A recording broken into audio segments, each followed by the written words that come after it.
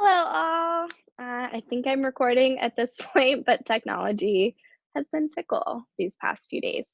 My name is Kirsten Brockman. I am a third year doctoral candidate in the Department of Communication and Film. My area of concentration is health communication, and I specifically study sexual and reproductive health communication. I have a bachelor's in organizational communication with minors in business and marketing. And I also did a master's in general communication, culminating in a quantitative thesis that discussed the perceptions of risk and obfuscation of risk present in advertisements for birth control pills. I'm now working on my dissertation in the Department of Communication about a new qualitative way to teach sexual education more effectively. It's about a 5-year research program, so we'll see how that goes. But I also had experience out in the business world during my master's degree for about a year and a half. I ran a marketing department as a marketing representative. It was a psychiatric association. We had 22 offices throughout California where I got my bachelor's and my master's. And I got to do a lot of really fun branding and targeting of specifically providers. The goal was to create messages and campaigns that would persuade providers to send their patients to get their psychiatric treatments with us. Um, so you can still kind of see community psychiatry, some of my branding and hard work on the website. But I kind of had this significant background in health communication and marketing. So I was super honored when I got to meet the lovely Dr. Harmon and chat a little bit and was given the opportunity to do this guest lecture for you guys. So what I'm going to do, hopefully, is share my screen with you, but I also am going to send the slides to Dr. Harmon and hopefully she will be able to share those with you. Okay, so you guys can see that and hopefully see this. We're going to see how it goes. So, like I said, Kirsten Brockman, Department of Communication and Film. And today we're going to talk about health communication and marketing and how it affects you and public health in general. So I wanted to start off with a little of background information. What is health communication? What are the paradigms, the different areas, and kind of transition a little bit into campaigns. What is marketing? How is this even different than PR?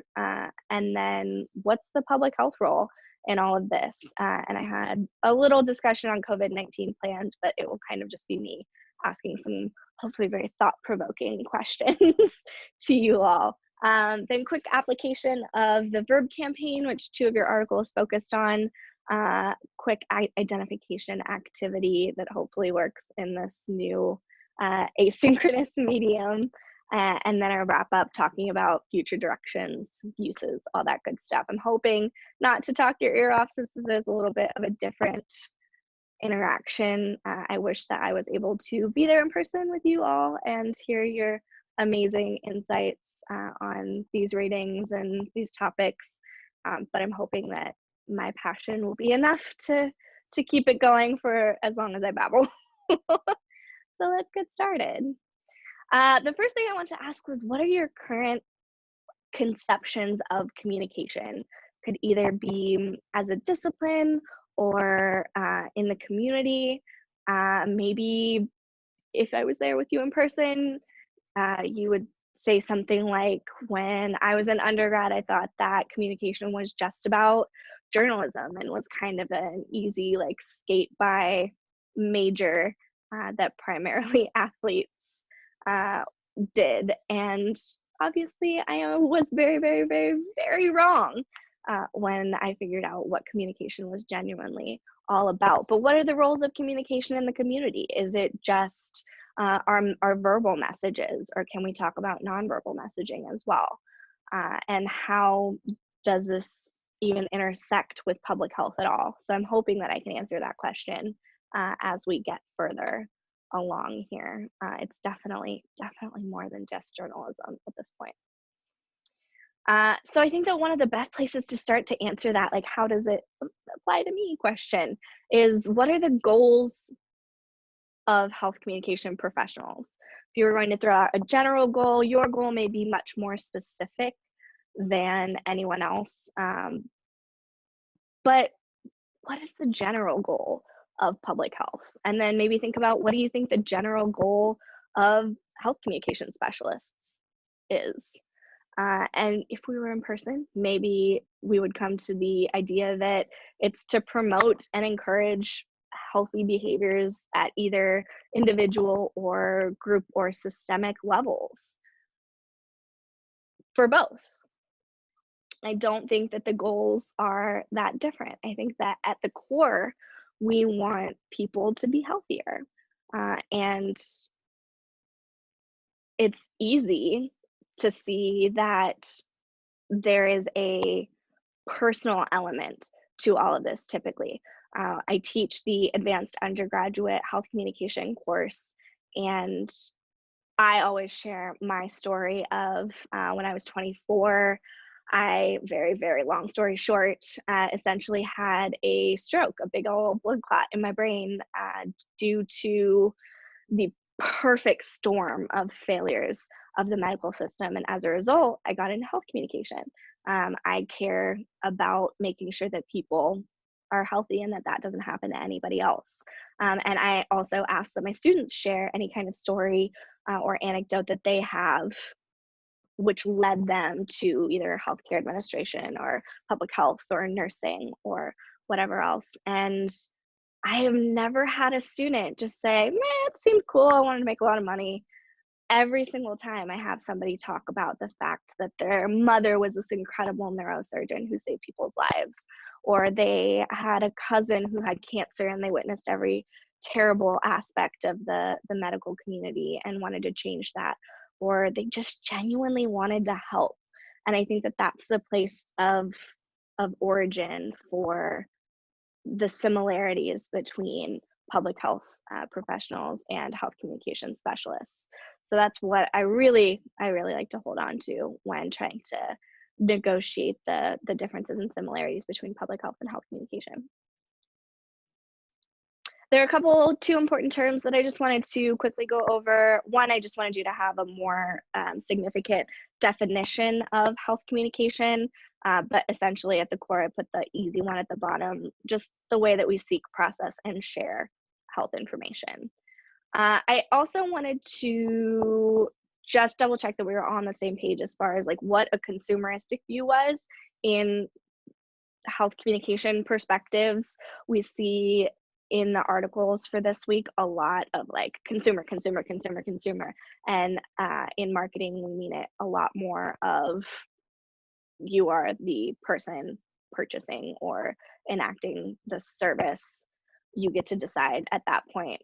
In the health communication perspective, we're talking about consumeristic as a different, not like a partnering term to paternalism. So it's not necessarily the opposite, because I think that they both have their place and there's definitely overlap there. But I learned, I know you guys all know the paternalism term because I read a wonderful article in my Foundations of Public Health class, my very first semester in my doctorate in your department, that talked all about it. So I know that paternalism happens often in public health, but the consumeristic viewpoint that health communication professionals think about rather than marketers is just involving the patient more in this negotiation, in this process. So it's not going to be paternalistic where the provider knows what's best and we just follow what they do. In the consumeristic view, you're not necessarily doctor shopping, although that does happen. But it just means that you as a patient have a voice and you have agency in negotiating this health process, both alone, individually, and with your provider.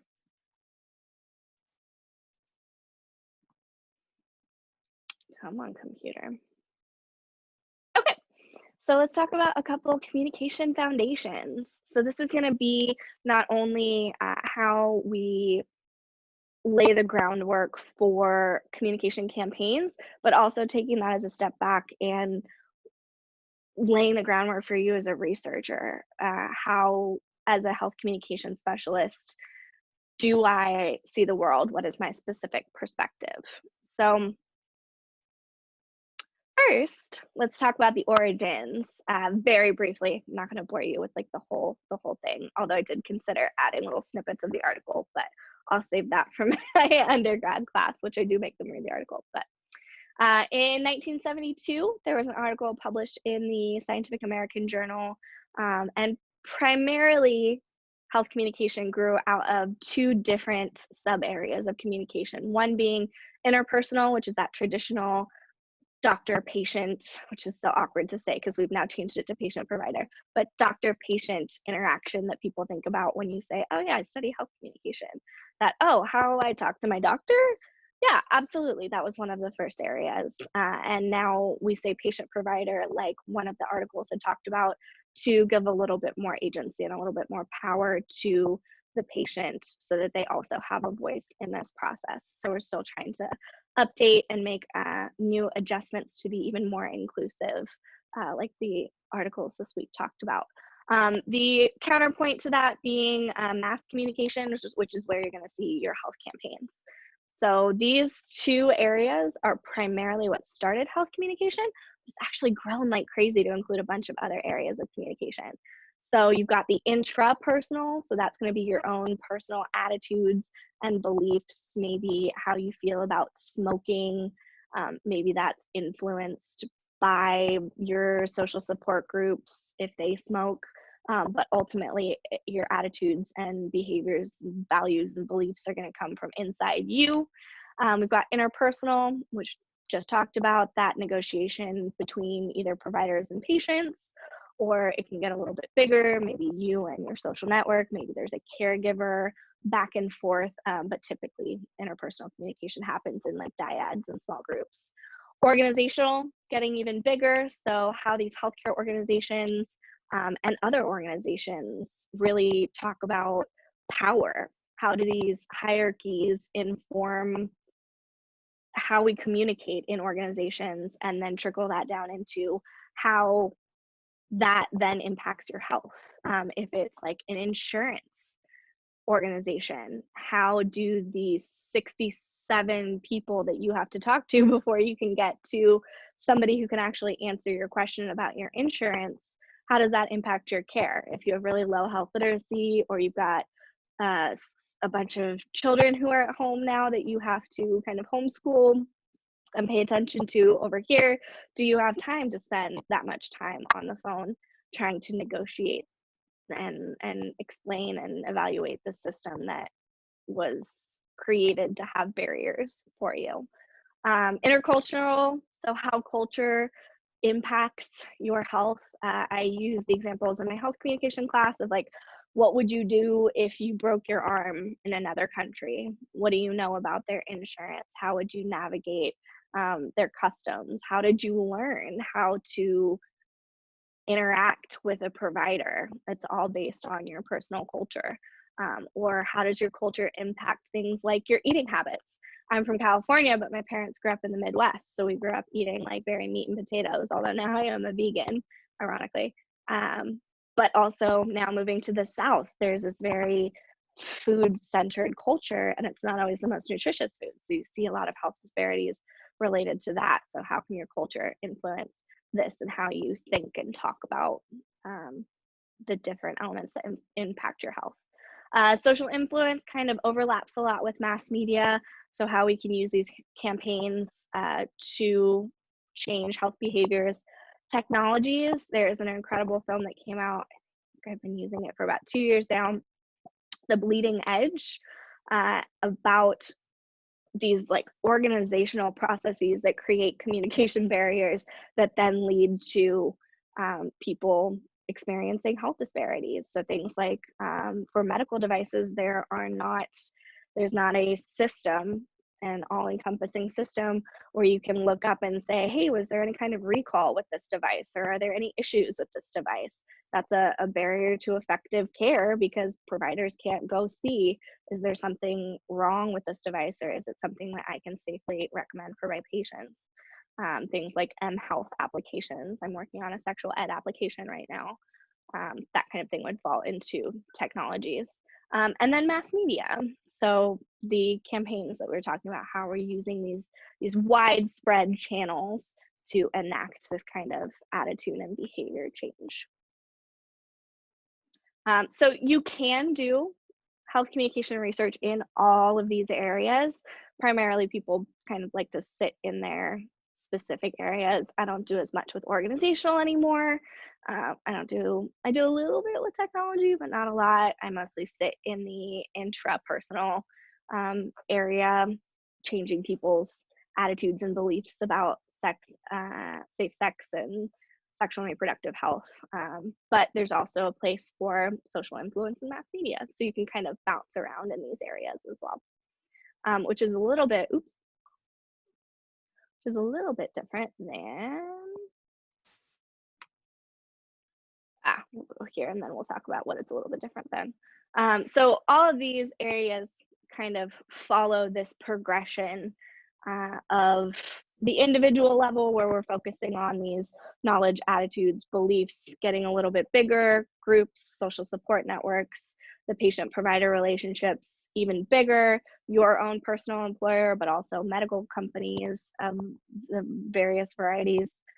Then the community level, which is a lot where we see public health stepping in, and then the systemic policy level changes that are going to impact everyone in that population. So communication paradigms are another way that we ground health communication specifically as researchers. So this is going to be a little bit different than the areas, as you can bounce around with the areas. It's pretty unlikely that you're going to bounce around in the paradigms. Usually people stick to their paradigms, although you can take pieces here and there, but primarily you're going to rely on one. The positivist paradigm is every reality is objective. There is one. We're going to focus on variables, causal relationships. This causes that. Can I come up with a generalizable law about this communication behavior? I want to see the breadth of information. Show me how many people I can apply this to, frequency, duration, that kind of stuff. Interpretive paradigms are kind of the counterpoint to that. So primarily qualitative research and information, looking at connections, looking at relationships, trying to find meaning through themes, and then being able to construct theories and practices primarily rooted in understanding and knowledge. And hopefully at the very end, you're creating these frameworks of heuristic values. Critical paradigm really values the concept of reflection. So looking at something critically and trying to assess it that way, looking specifically at ideologies and power imbalances to hopefully be able to look at social change at the end and enact social change at the end. And then cultural paradigm, different cultural signs and conditions and how they all relate to inform people's worldviews. So now let's apply some health communication to this. So health communication in a positivist kind of perspective is going to be very biomedical. We're looking at improving health outcomes. We want to look at the constructs. We want to figure out what they are. We want to figure out how to make them more effective, the operationalization. How can we measure this? How can we predict if people are going to do this or not? Very, very quantitative. The interpretive paradigm, really again looking at meanings, using hermeneutics, using phenomenology, so people's lived experiences, ethnomethodology, and symbolic interactionism. This is primarily where I sit. You're going to see a lot of people interviewing, some focus groups, but lots of like in-depth personal interviews, observations, that kind of thing, and really involving the patients or the population members in creating this shared meaning. Critical, it would be understanding how health communication has a role in either reinforcing dominant power relationships or continuing to marginalize sectors of the population. So you could see a little bit of this in things like criticisms of advertisements for obfuscating the risk, or we talked a little bit critically in one of my classes about a Kylina advertisement and why they decided to show specific ethnicities and races of people within that commercial, or different socioeconomic statuses, and how that either tried to work against reinforcing these dominant narratives or continuing to marginalize certain groups. And that kind of overlaps as well with the cultural paradigm, which is just trying to figure out how we negotiate this concept of culture within these dominant structures and these power structures. So like I said, you're probably not going to be both positivist and interpretive going into the creation of a campaign, or even just you sitting here as a researcher. You are going to fall into one of these categories. It's unlikely that you're like dabble, although I will talk a little bit at the end about how we may want to work together to be even more effective. But primarily, you're going to have your foundations in one of these areas. So now that we understand kind of what health communication is and what the goal is, how it's kind of shared that goal with public health, as well as the groundwork and the foundations of both the areas of communication and the communication paradigms, let's talk about campaigns, how we create them. So health campaigns are going to be just campaigns with the subject matter of health, obviously, and really prevention focused in health communication, although it doesn't have to be, but trying to influence these behaviors positively and prevent things before they actually happen. Public education campaigns try to encourage this like big social climate of we all want to be healthy through healthy behaviors, increased awareness, this altering of attitudes, and then finally trying to motivate individuals to adopt these recommended behaviors. So it kind of starts with these specific goals in mind.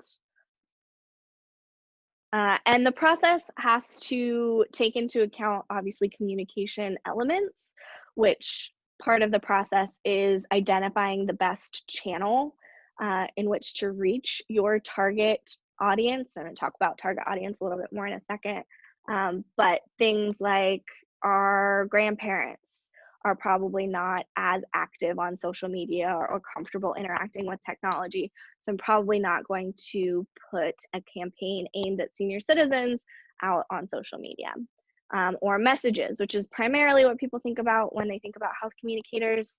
But what's the most effective way to present this message? Not only just the words that are either coming out of someone's mouth or that are on the page, but how can we use the nonverbals, especially if it's not a print campaign, if it's on TV?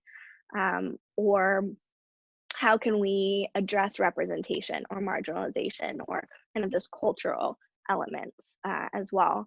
And then grounding it in formative research. So how we're using both foundational research to figure out the target audience, as well as these foundational theories that we're using to ground the campaign and kind of guide how it's going to work and go forward. So we can have campaigns ranging from generic to interpersonal, as far as tailoring these campaigns to individuals or specific populations. Sometimes you're going to have a generic campaign. I've seen a lot of that with the COVID-19 campaigns. They're not really aimed at anyone, they are everybody wash your hands, yay! Everyone can wash their hands, right? If you go one step up, it's going to be a little bit more individually focused. So targeted. That's going to be, we don't really have your specific information, your specific intersections of your social determinants, but we know that we want the population who interacts with this ad to look like this, and we've done the research to say that they look in these places. So this is what we're working with.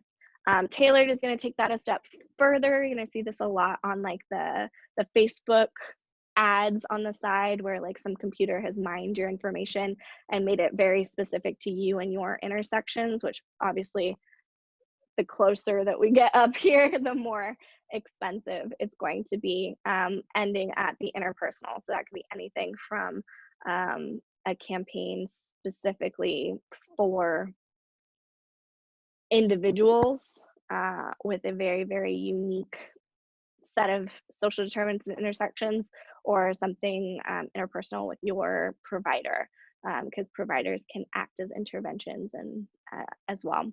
So how we use the different levels of individualization in a campaign can either increase the effectiveness or decrease the effectiveness depending on the target audience, who we are trying to help during this process.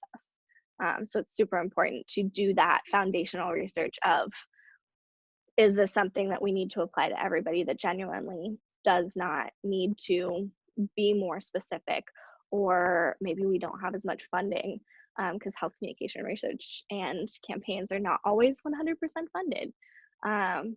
So can we not afford to? So we have to make the best of generic, or can we take a step up to targeted? That kind of stuff are all decisions that are made when you are creating a health communication campaign. When creating a health communication campaign, you have a 4-step process. First, planning and strategy development. So what kinds of foundations are we looking at? How do we want to proceed? Then you can start to use all of that foundational information to develop these concepts, messages, materials.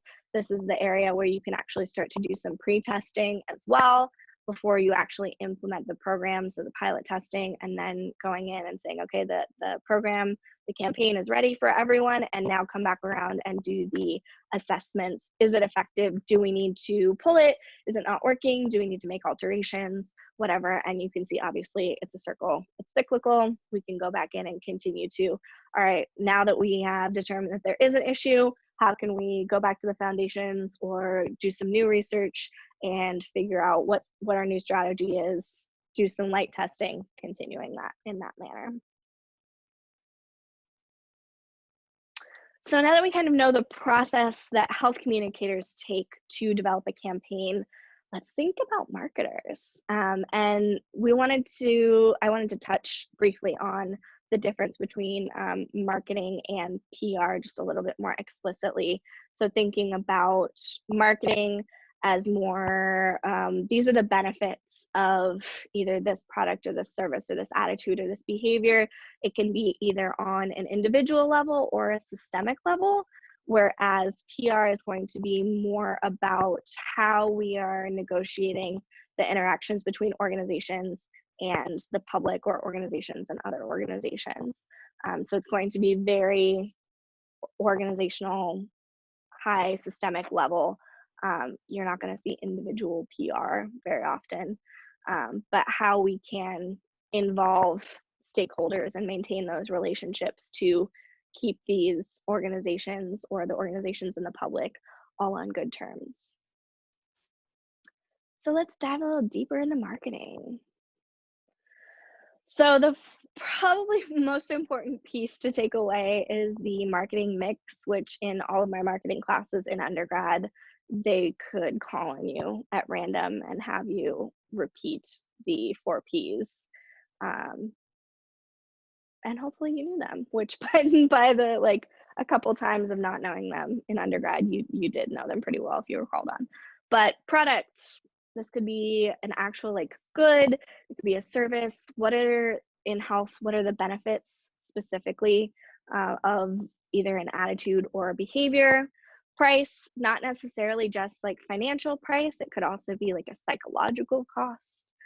Place, not always an actual place. Sometimes there are brick and mortar locations, but this could be more of a theoretical place as well. And then promotion, which is where both public health, marketing, and health communication professionals spend the majority of their time trying to enact and then disseminate the benefits that are present in whatever concept we're trying to get across.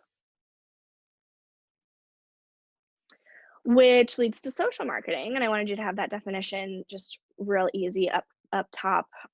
Obviously, the way that we are using this specific program planning process in order to promote this voluntary behavior change. So it can't occur without this specific process.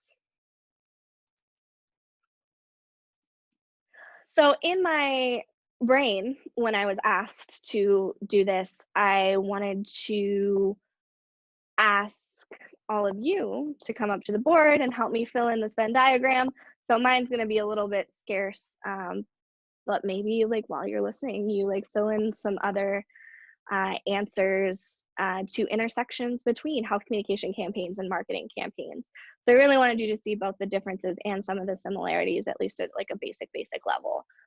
So health communication campaigns are founded in communication paradigms, theories, and areas. So remember the paradigms being like cultural, critical, positivist, and interpretive, the areas being things like organizational communication, mass media, interpersonal, intrapersonal, that kind of stuff.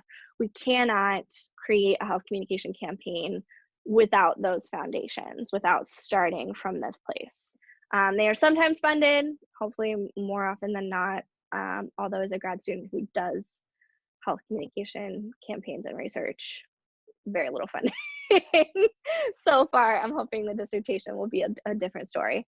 But it can be individually or systemically focused. So it does not have to be one or the other. It can be anything from individuals to small groups to specific social networks to I want to change the system as a whole. In marketing, your foundation has to be in the 4 Ps. You have to be rooted in the marketing mix. If you do not use the marketing mix in the creation of your campaign, it's not social marketing. It's pretty much always funded because it's always coming from an organization that can either apply for funding or has its own funding, and it's going to be primarily large community scale type of campaigns, not necessarily individual elements. But what they have in common is the fact that in order for them to happen, it has to be this intentional, strategic development of the campaign. It's not just, hey, I think this tagline sounds cool and will maybe help people if we talk about it. There is immense amounts of research happening in order to inform these campaigns, and consistent evaluation happening on both sides with how are we doing? Is this effective? Is this not effective? What can we do to make it even better? And I'd actually be super interested to see what else you guys put in the circles as far as similarities and differences between health communication campaigns and marketing health campaigns. So I wanted to talk briefly about the verb campaign. I don't want to reiterate it all to you because you did obviously have 2 articles that talked about it, but I thought it was this really unique take on social marketing because it was actually explicit about this is social marketing, this is what we used, and they laid out the product being these benefits for the population, specifically tweens, being things like recognition and quality time with friends and family and participation in activities and fun, which is obviously a huge motivator. Prices being either financial if they're paying for additional exercise classes, or psychological, peer pressure either to participate or not participate, how their body is feeling if they're participating or not participating, and then the time that they've invested in participating in this program. Place being, like I said, theoretical. It doesn't have to happen in a specific location. It can happen in your backyard. It can happen in your living room. It can happen in your school, multiple places. And then promotion, the discussion about the branding, even just like picking the term or the name verb of the entire campaign says something, and how people are remembering that.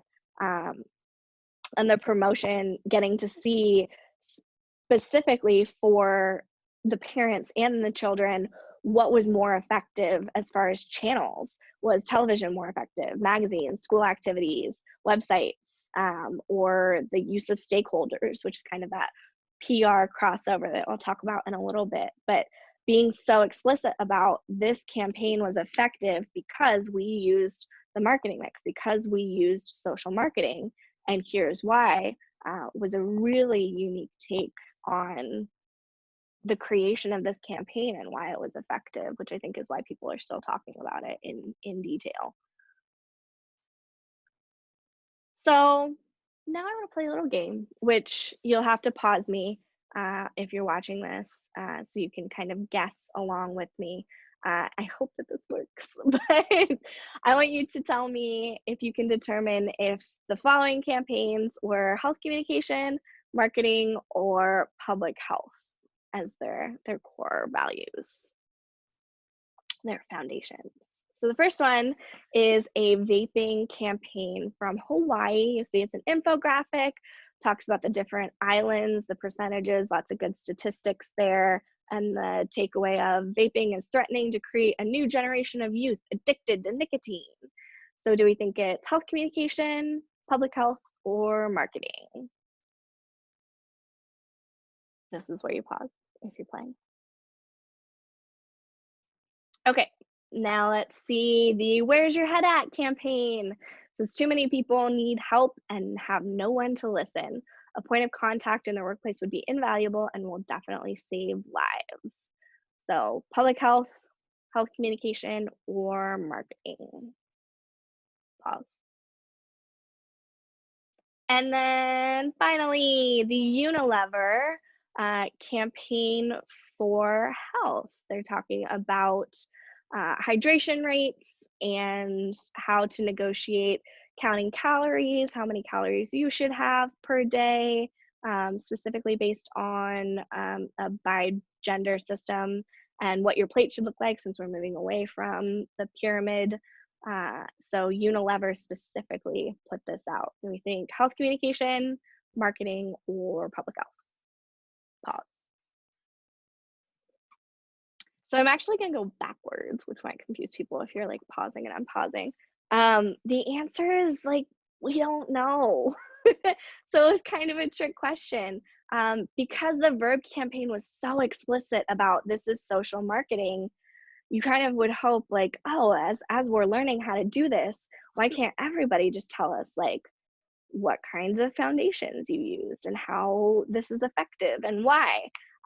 But both the vaping campaign and the Where's Your Head At campaign both came from like .org kinds of locations.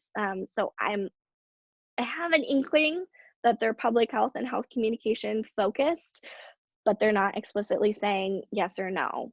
Just because they're coming from an organization does not mean that their foundations were in public health or health communication. They could have zero foundations. And like I said earlier, just thought that the tagline was cool and might be effective. I know that I definitely could have used a stronger foundation when I was running the marketing department. I think that the Unilever campaign is probably the closest to being explicitly one of the three. I'm going to guess that it's marketing, but just because it's put out by a primarily, well, not primarily, by a for-profit company does not mean that the foundations are in the marketing mix and that they're doing any kind of like consistent testing and evaluation. So the point of this was really just to say, the only way to determine the origins and the foundations of a campaign is if it's explicit about it, or maybe you can go and talk to the person who created it, which would be really nice. But there's so much overlap that you can't really tell, right? There are so many of the same goals and the same techniques between marketing, public health, and health communication. So let's dive into public relations really briefly. Like I said, I don't want to like reiterate the articles to you, but a couple important takeaways. One of the facets of PR being reputation management, a focus on ethical behavior, an honorable workplace, effective leadership, a public focus, and this reliably high quality organization. If they are doing this, fantastic. They have a wonderful reputation. If they have issues in any of this, they're going to need some PR assistance, some reputation alterations. Kind of the point in this being issues management. First, are we anticipating or analyzing the issue? Can we identify audiences that need the support? Do I have a position based on that issue, based on these target audiences? And can I determine the behavior of those desired audiences? And then crisis management, which is kind of what we're in right now, which I'm going to talk about in a second. But how are the internal and external and intentional and unintentional elements coming together to result in accidents, transgressions of faux pas, or terrorism? And we'll do this one and then I'll talk. So the final piece of PR being this relationship with stakeholders. So how are you building and maintaining positive relationships? One of the articles talked about how it's very, very rare that a public health campaign happens from a singular organization. More often than not, it's going to be a partnership either with more of a national organization and then a community level organization, or two organizations facing a similar health disparity, and they come together to create this campaign. And that's one of the incredible things about public health professionals, in my personal opinion. The ones that I've come into contact with often, Shukura Umi is one of my favorite humans in the whole world and my mentee in the communication department. And every organization that she works for or volunteers with, she is always thinking about the relationships with important stakeholders. Who can we network with? Who can we create these wonderful relationships with, such that we're even more effective together to address this health disparity or this issue in the community? And public health professionals are just absolutely incredible at maintaining these relationships with stakeholders. So before I go to future directions, I feel like I would be remiss in not mentioning COVID during all of this, specifically in the PR chunk. If we were in person, I was planning on having this wonderful discussion of what kinds of government organizations, the WHO, the CDC, the NIH, the different councils that are primarily focused and tasked with addressing this pandemic, what's their reputation right now? Are they participating in ethical behavior? Is it an honorable workplace? Is it effective leadership? Is it public focused? Is it this like high quality, or the opposite? And then what would have happened if we had anticipated something like this?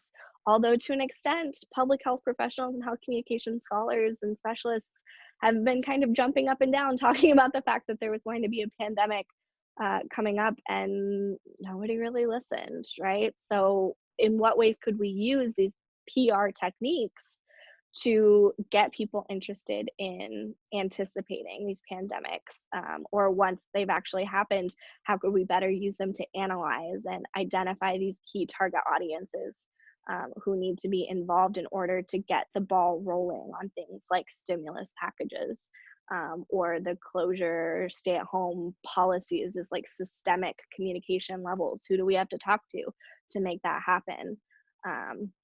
Or like previously I discussed, I hadn't really seen a whole lot of tailored advertisements for COVID. They've all been like, okay, everybody can wash their hands and everybody can keep 6 feet of space, but like, let's Google right now and find an advertisement that's aimed at maybe somebody with young children, or somebody with older parents who are going to be more affected by the disease. Um, and then finally, like, what accidents, transgressions, faux pas, and potentially terrorism is happening in this pandemic? That identification, I think, would have been really fun. And if you want to do it on your own or you want to do it together with me, feel free to reach out. I think it would be a fun discussion.